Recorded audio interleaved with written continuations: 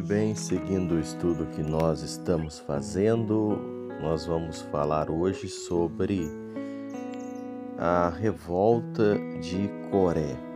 Nós estamos aqui na carta de Judas, nós estamos estudando a forma com que Judas exorta aqueles irmãos sobre o juízo de Deus, sobre a forma que Deus sempre traz juízo para aqueles que se levantam contra a sua autoridade, a sua vontade, seus planos, e num contexto onde Judas está exortando aqueles irmãos a estarem apercebidos, atentos, para não serem levados pelos ensinos dos falsos mestres, falsos profetas que se infiltravam na igreja.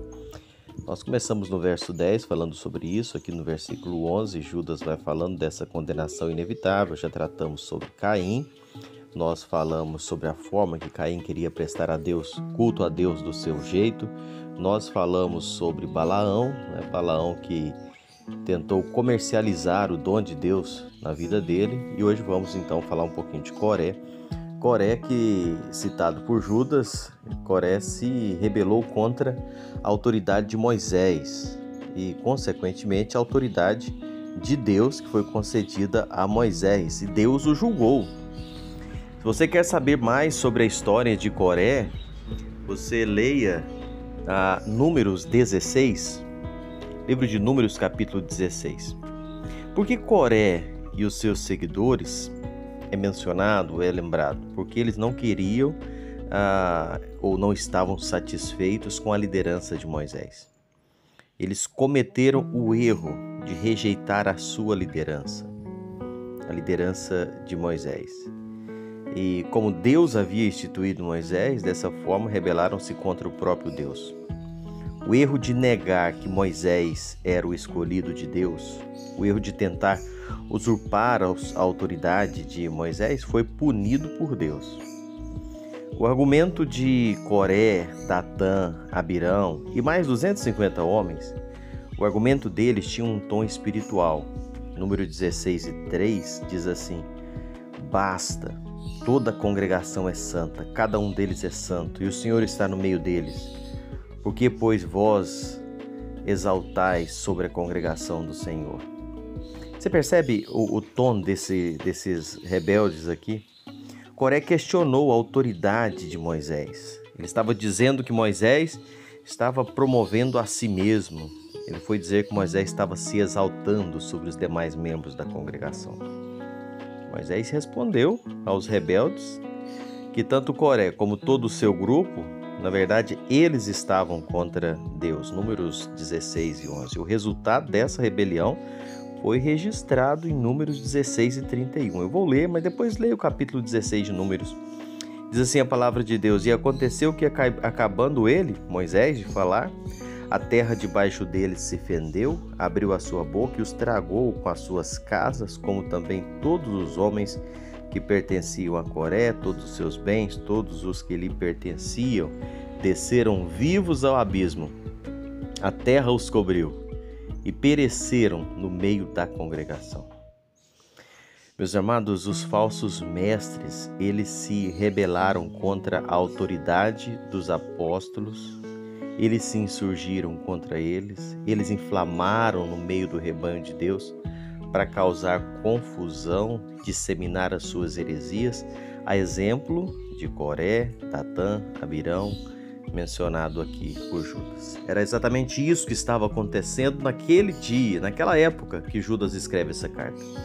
Essas pessoas que estavam no meio do rebanho de Deus, mas estavam ali para causar confusão, estavam ali para poder ficar criando grupinhos, ficar questionando, apontando e usando, acima de tudo, um argumento espiritual para justificar a sua rebeldia, a sua rebelião, para justificar os seus atos errados.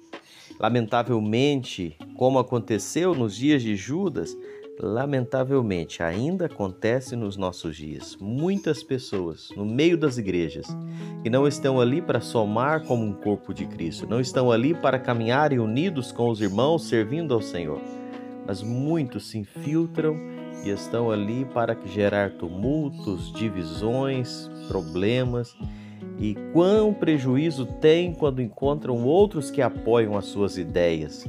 Quão prejuízo causa nas igrejas quando esses rebeldes, esses revoltosos, se levantam e começam a criar divisões. E é isso que Judas está trazendo aqui, para aqueles irmãos estarem atentos. E Judas diz, olha, fica tranquilo, o juízo vem. Deus não está brincando. Da mesma forma do juízo que veio para Coré, a terra abriu e engoliu ele. Rebelou contra a autoridade de Moisés. Da mesma forma, mencionado aqui sobre Balaão, que era pessoa que trabalhava por dinheiro, né? Era líder que estava ali liderando o povo, mas interessado no lucro, vendeu, negociando o dom de Deus.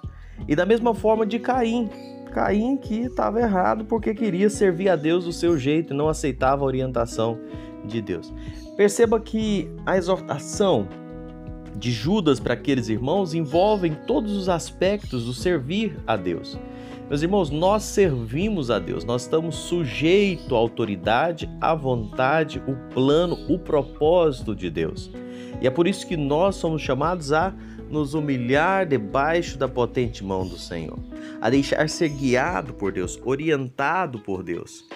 Nenhum tipo de rebeldia, nenhum tipo de confusão, de divisão, de outros interesses devem ocupar o nosso coração, porque o nosso Deus está atento e Ele está olhando.